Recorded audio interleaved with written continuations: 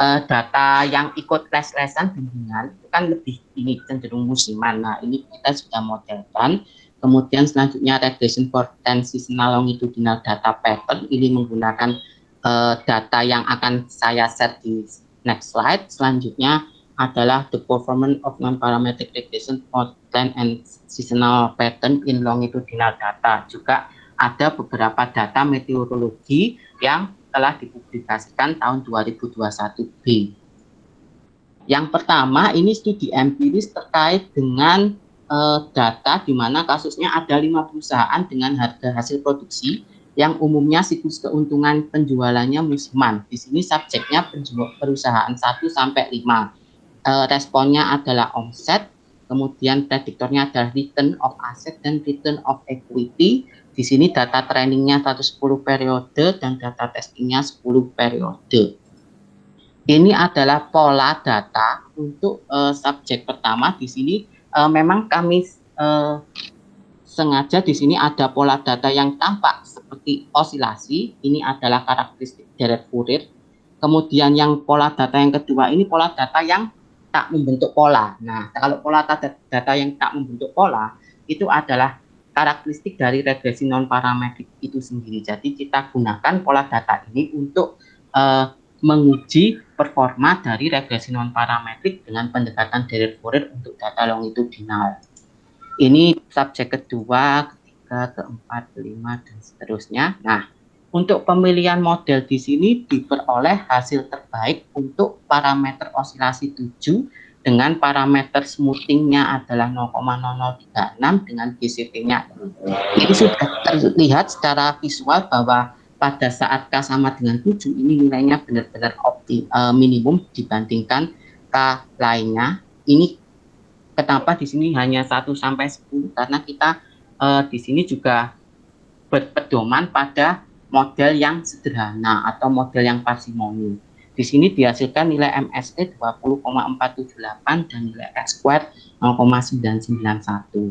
Nah, secara performa ini adalah nilai parameternya untuk tiap subjek. Selanjutnya ini hasil estimasi untuk subjek pertama. Bisa dilihat di sini, ini Y1 itu adalah data asli dan Y1 head ini data estimasi, di mana estimasi titik maksud saya di mana data estimasi titik ini ada di dalam interval konfidensi ya, dengan batas bawah 242,7 ini dan batas atas 251,59 dan semuanya bisa dicek ada di dalam estimasi itu. Ini subjek kedua. Bentar, ini gambar ini sebentar. Ya. Ini gambar ini harusnya titik ya, kok ada garis-garis ini untuk apa jadinya itu garis-garis? Kemudian titik sama titik mestinya, cuma warnanya beda ya, biar Y1 Y head-nya kelihatan. Oh, ya ya Pak. Nanti ya, ini kan gini Pak, ini kan data longitudinal ya Pak. Ini kan setiap subjek, ini kan subjek pertama. Subjek pertama ini kan diamati sebanyak 110 kali, berarti kan ini seolah-olah plotnya series Pak. Enggak, tapi kayak ini loh garis-garisnya ini loh, subjek ini jadi apa? Enggak malah. Oh, ini ya, series ya, tetap memang series kan. Tapi kan kalau karena ini gara-gara ada intervalnya ya, jadi gambarnya kan jadi jelek malah ini kan. Oh iya. Okay. Mungkin yang dibikin ada garisnya yang mana, mungkin yang Y1 ya head-nya, atau ini kan batas kan cuma pokoknya. Iya. Ini jadi kelihatan kan ini jadi kurang informatif malah gambarnya kan. Oh iya Pak. Ya coba nanti dicari cara supaya maunya kan saya ingin itu hanya mau menyatakan bahwa semua antara Y head dengan yang datanya dalam kendali batas interval. Nah, itu, ya. Batas interval malah berupa garis batas ininya yang memang cakep banget, jadi ini agak kurang informatif. Berarti ini ya Pak, kayak quality control itu ya Pak. Itu malah itu lebih baik itu daripada ini. Jadi nanti yang batas atas sendiri, batas bawah sendiri, terus ini sendiri kan kelihatan nanti dalam kendali ini. Karena hanya menunjukkan bahwa dalam coverage masih dalam, nggak ada yang sampai keluar dari intervalnya lah, walaupun secara peluang masih mungkin, tapi peluangnya akan kecil. Ya. Kan pakai konfidensi 95% atau berapa ini intervalnya? Ini interval konfidensinya 95%. Nah, berarti kan peluang di atas mesti ada, tapi kan ini mesti kecil ya. Tapi jadi ini nggak kelihatan kan di sini. Oh, oke. Ya nanti coba gambarnya di. Oke, lanjut aja sekarang, lanjut. Oke. Kemudian ini juga hasil prediksinya juga semua hasil prediksi dengan data testing itu masih berada dalam kendali batas interval, batas bawah dan batas atas. dengan MAPE-nya adalah 0,185045 atau 18,5045%. Kemudian untuk data meteorologi itu kami menggunakan data curah hujan di mana prediktornya adalah suhu, kecepatan angin, kelembapan, dan data ini diambil dari BMKG meliputi 5 kota besar di Jawa, Jakarta, Bandung, Semarang, Yogyakarta, Surabaya. Ini datanya agak lama data training karena datanya yang saya dapatkan itu data berbayar. Jadi trainingnya 24 bulan dan testingnya adalah 11 bulan. Ini plot untuk tiap subjek. Kemudian ini pengujian dependensinya. Kemudian ini di sini bedanya kami menggunakan 3 jenis deadpool rate. Jadi ada deadpool rate sinus, cosinus, dan cosinus sinus. Ini mohon maaf masih bahasa Inggris karena bekas di seminar di event konferensi internasional, nanti saya ubah lagi. Dan ini diperoleh K optimal di 16 dengan lambda optimal 0,0435, GCV-nya ini dan nilai MSN-nya ini adalah model yang terdiri dari deadpool rate lengkap, ada cosinus dan sinus yang dipilih. Ini perbandingannya hasil out sample atau hasil testingnya diperoleh R square-nya 99,7533% dan ini juga masih berada di dalam batas interval. Ini saya skip aja. Ini nanti bentuk modelnya. Nah, ini sekarang kesimpulan. Kesimpulan yang pertama, dengan menggunakan optimasi penulis weighted least square, diperoleh estimator deadpool rate untuk kurva regresi non-parametrik pada persamaan 92 adalah estimasi kurvanya dari persamaan 9K, di mana estimasi kurva ini telah meminimumkan least square dan telah diselidiki juga. Kemudian yang kedua, estimator deadpool rate pada regresi non-parametrik untuk data longitudinal berdasarkan optimasi penulis weighted least square bersifat linear dan konsisten. Kemudian ini adalah hasil kesimpulan terkait estimasi intervalnya, di mana di sini persamaan 99 adalah pivotal quantity-nya dengan distribusi P, derajat bebas N, NP 2K+2, dan konstruksi intervalnya ada di persamaan 100 dan 101 dengan I bintangnya itu. Kemudian kesimpulan yang keempat terkait kriteria kebaikan estimator itu ada berdasarkan parameter pengharus lambda optimal. Untuk suatu parameter osilasi K yang ditentukan diperoleh nilai lambda optimal yang mengakibatkan nilai MSE kecil, GCV minimum, dan R square besar. Tadi sudah terlihat di beberapa contoh yang saya sajikan. Kemudian untuk prediksi serupa dengan model-model lain, model prediksi lain, kita tambahkan ukuran kebaikan seperti MAPE. Kemudian yang hasil terakhir terkait hasil estimasi model regresi non-parametrik berdasarkan estimator deadpool rate untuk data longitudinal dapat diterapkan untuk memprediksi curah hujan di 5 kota besar Pulau Jawa dan juga diterapkan untuk kasus lain seperti tadi kasus pemodelan omset 5 perusahaan. Hasil estimasi telah memenuhi kriteria kebaikan model dan model regresi non-parametrik berdasarkan estimator deadpool rate untuk data longitudinal sangat aplikatif diterapkan untuk data lainnya. Tadi juga sudah ada beberapa publikasi kami dengan data lain. Nah, sekarang masalah terbukanya yaitu pengembangan penelitian apa yang kiranya belum. Nah, ini bisa dilakukan dengan pendekatan distribusi lain karena secara standar itu ada distribusi-distribusi yang memiliki hubungan atau konektivitas sehingga bisa jadi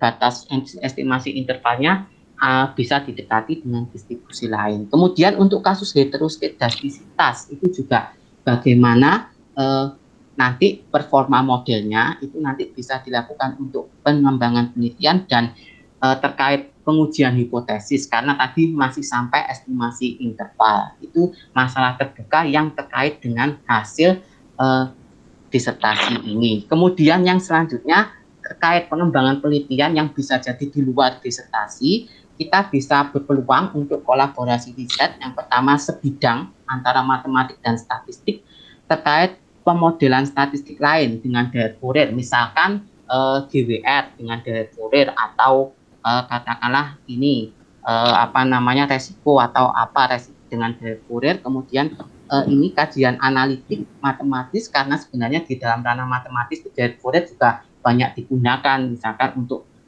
pemodelan epidemik dan sistem dinamik dan lain sebagainya. Ini kita bisa berkolaborasi antar bidang atau dengan lintas bidang. Kalau dengan lintas bidang itu lebih ke penerapannya untuk data real di berbagai bidang yang telah kami sebutkan tadi di awal. Ini daftar pustakanya.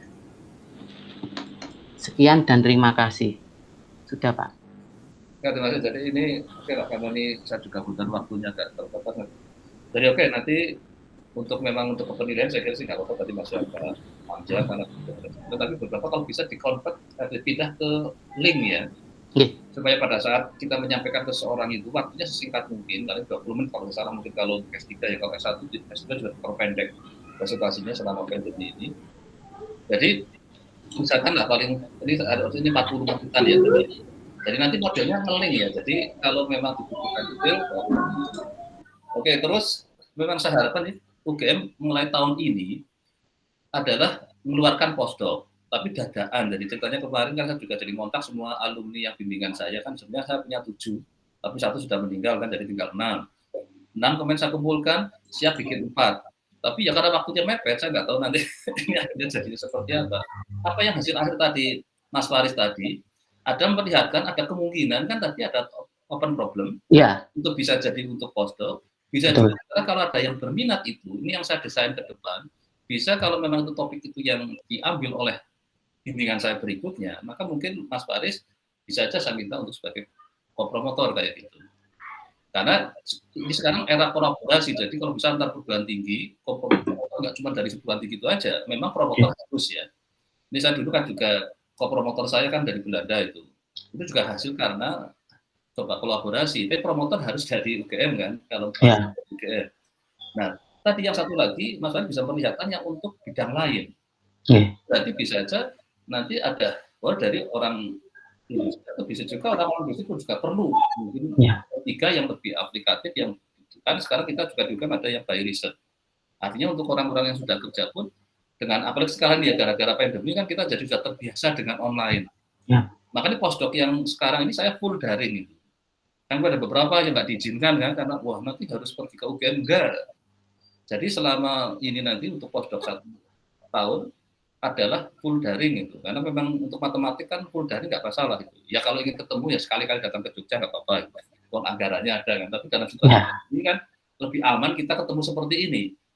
Dalam keadaan agak badan nggak sehat pun masih berani kan ketemu gitu.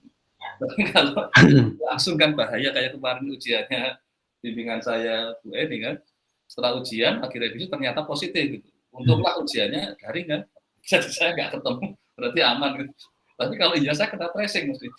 Nah itu contohnya. Jadi ini karena pandemi kan akan berkepanjangan tadi ya. Jadi di ini maka saya harapkan nanti untuk apa yang mau ujian tadi desainnya tadi open problem, bisa juga untuk para ini bisa juga untuk Anda sendiri melanjutkan risetnya tadi. Kalau butuh yang tadi dengan bidang lain, nanti bikinlah konsep kolaborasi dengan tidak tadi BMKG ada ya tadi ya. Ya ada. Terus ke apa tadi yang untuk terkait ini dengan industri perusahaan ya. Kalau aktuaria dengan asuransi pendidikan. Nah, misalnya jadi banyak mungkin yang bisa dikembangkan. Nanti saya harapkan memang yang ini bagi yang untuk berikutnya bikinlah kira-kira semakin memperluas ininya, karena kita sebenarnya kan bermain di tool S3-nya, jadi bisa aja untuk istilahnya untuk nutup apa aja lah gitu. Tadi Mas Faris kan ada berapa yang aplikasi kan istilahnya. Nah ini yang saya harapkan memang ke depan, jadi kita dengan berbagai macam kita bermain di tool itu manfaatkan seluas mungkin gitu. Jadi pada saat untuk kolaboratif itu, ini komen saya. Tapi untuk yang minggu depan, misalkan setiap ada yang presentasi, nanti yang peserta yang nggak presentasi itu wajib bikin komen 1 minimal dan pertanyaan 1. Ini karena hari ini saya kebetulan ada acara berikutnya, jadi harus offline, jadi nggak mungkin apa saya sambil, jadi mungkin minggu depan nanti yang presentasi berikutnya sebenarnya bisa aja dari besok Mas Faris tapi ditanya ya, jadi nanti saya akan sempat komen yang terkait inilah itu. Jadi saya harapkan kita saling membantu untuk menyempurnakan karya teman kita itu di forum ini. Kan saya mungkin bisa juga nggak teliti, tapi dengan yang lainnya bisa, ini sebaiknya gitu loh Mas Faris misalnya. Ya. Mungkin diginikan. Terus juga konstruksi slide-nya misalnya. Nah, ini dengan kita saling setiap minggu kita ada yang presentasi, mungkin ada yang bagus, ada yang ini bisa saling melengkapi. Ya, jadi minggu depan mungkin berikutnya kan selalu urut berdasar senioritas ya. Jadi yang minggu depan ya Bu Tia sama Bu Triastuti ya nanti siapkan. Tapi sebelum masuk ke sana, moga-moga saya besok waktunya agak luang yang minggu depan, nggak seperti hari ini. Jadi sebenarnya desainnya kan 2 jam, maksudnya itu tadi bisa agak lebih leluasa. Adalah jadi yang lainnya siapkan kalau ada temannya yang sedang presentasi adalah siapkan minimal ya satu komen dan atau saran dan pertanyaan. Jadi apa? Ya tadi saya tanya apa sih logik ideal, Mas Wana bisa jelaskan dengan baik gitu. Jangan malah tambah bingung saya jadi. Misalnya kayak gitu. Karena bahaya sekali pada saat kalau ada pertanyaan dari misalnya, ini kan bidangnya mungkin nggak ada yang kebetulan main di situ. Bisa pertanyaannya yang elementer, tapi kalau jawabnya jadi malah berkepanjangan, itu bisa kelihatan bahwa harusnya kan kalau menginformasikan dengan bahasa yang singkat seperti apa. Istilah long tadi misalkan seperti itu. Tapi minggu depan ya nanti ini karena saya sudah kurang seperempat, ini jam 11 sudah harus ada berikutnya, jadi ini ya nanti untuk yang perhatian yang minggu depan. Terus Mas Farid coba untuk yang minggu depan didesain. Saya perbaiki lagi ya Pak, saya tampilkan lagi ya. Saya kasih kesempatan lagi untuk kalian sambil membenahi yang ini nanti saya tadi karena saya ingin lihat disertasi nanti, waduh ini gimana disertasi? Oh iya Pak, belum Pak, belum. Yang lama. Tolong kalau itu masih on progress karena di Dropbox itu adalah real time. Maka saya lebih sarankan dulu, jadi kalau ngerjakan itu langsung di Dropbox. Pernah kejadian apa yang terjadi bimbingan saya itu, laptopnya hilang. Langsung saya, dia lapor ke saya hilang, langsung saya putus koneksi ke Dropbox kan ininya. Dia menghapus, nggak masalah, yang di Dropbox masih aman. Karena dia pas waktu bangun itu tahu di kosnya, laptopnya nggak ada. Dia langsung lapor saya, maka karena ada di Dropbox, dia masih selamat kan. Tapi kalau masih di laptopnya tadi, otomatis hilang kan beserta laptopnya itu. Nah itulah kenapa saya dengan adanya Dropbox ini, karena di cloud untuk menyimpan, jadi saya masih punya arsipnya itu. Memang yang bahaya kalau mereka bisa login ke Dropbox-nya terus menghapus itu, kan otomatis jadi ikut kena. Tapi biasanya kalau orang baru ngambil kan masih ini kan, dia belum sempat akses apa-apa, langsung saya yang foldernya yang ini langsung saya tidak share-kan kan bisa, jadi dia akan terputus dengan ini. Kalau langsung saya ambil, saya pindah itu juga bisa itu untuk menyelamatkan, saya offline kan. Nah ini saya lakukan nanti untuk minggu depan manfaatkan media ini untuk saling ambil hikmah lah pelajaran dari yang lainnya. Saya lakukan dengan ini besok penelitian bisa lancar, konklusi, terus ya ujian juga lancar. Dan nanti persiapan yang Mas Farid bisa selesai tahun ini, tahun depan bisa lanjut poster, karena nggak usah khawatir bahwa akan mengganggu yang di sana, karena bisa daring. Jadi artinya tetap riset berjalan. Nah syukur nanti kalau ada koneksi yang lain bisa saja dengan industri, dan bisa juga yang masih ini untuk semacam kayak magang riset untuk akhirnya dia akan S3 gitu. Karena sekarang banyak sekali yang masuk S3 tapi dalam keadaan persiapannya masih belum banyak, istilahnya kalau orang pergi bekalnya nggak banyak, jadi di jalan sering bingung kan. Ternyata belum bawa sikat gigi, belum bawa ini, aduh. Nah itu contoh sepelenya kayak gitu.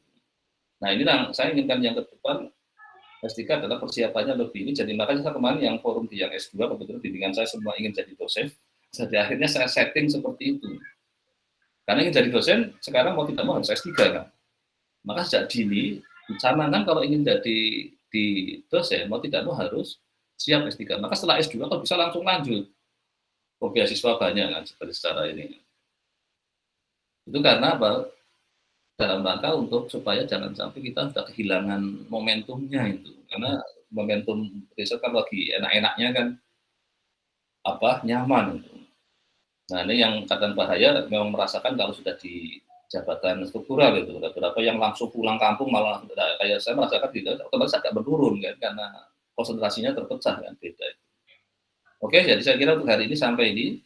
nanti minggu depan Mas Faris bikin yang singkat, semacam kayak mungkin 10 menit, 15 menit. Setelah itu dilanjutkan Bu Triastuti sama Bu Yuciana ya, siapkan untuk progres yang mingguannya, bisa juga 2 minggu tergantung karena dapat kebagian lapornya kan.